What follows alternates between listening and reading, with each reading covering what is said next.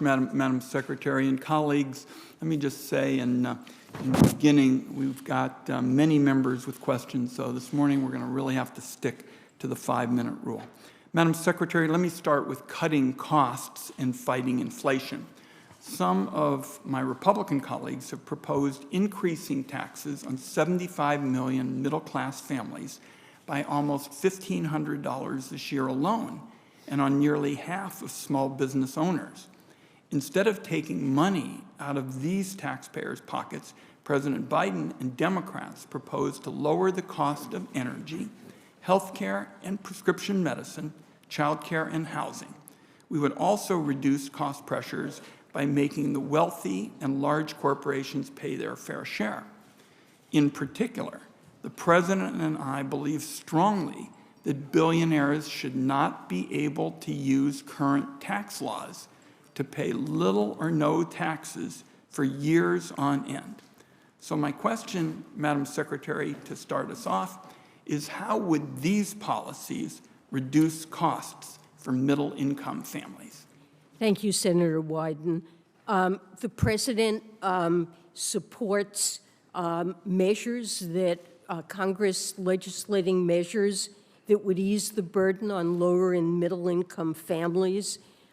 This would involve, for example, continuation of the child tax credit, lowering the cost of prescription drugs,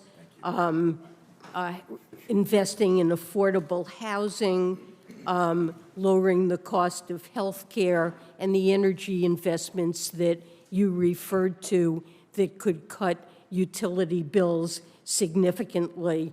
And he would pay for those proposals fully, and more than fully, the President believes we should have deficit reduction. And the revenue-raising proposals involve asking upper-income taxpayers and large corporations to pay their fair share. And so we believe, I agree with President Biden, that proposals like this would lower the costs and ease the price pressures that low and middle-income households are facing due to rising energy and food costs, the supply chain problems that have been associated with the pandemic, and deficit reduction would complement the work that the Federal Reserve is doing.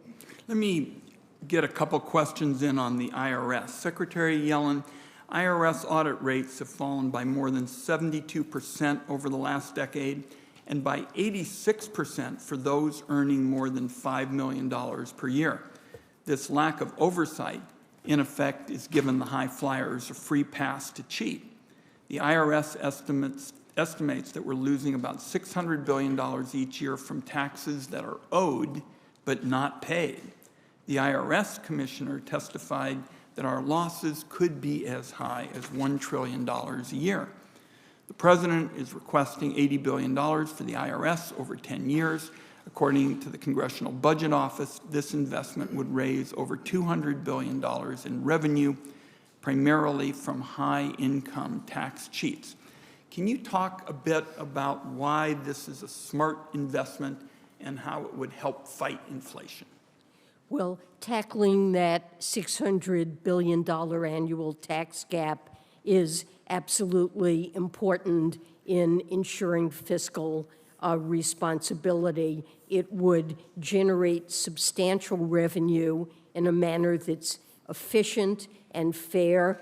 It would enable deficit reduction and help ease price pressures by providing the funding, a part of the funding we need for the urgent fiscal priorities we discussed. More broadly, the IRS is an agency that entered the pandemic without the funding that was in any way needed to navigate the challenges that they faced. It's remarkable that they were able to perform as well as they did in getting out child tax payments and the economic impact payments, but we absolutely have to invest in the IRS to close that tax gap, which reflects opaque sources of income, mainly by high-income earners that are not taxed. Wage payers who earn W-2 income really pay their fair share, and they need the resources to serve taxpayers, to be able to answer their phones, to be able to ensure that they receive the payments that they're due, and they need to modernize their technology, which is really the oldest, dating back to the 60s in the federal government. My time has expired, Madam Secretary.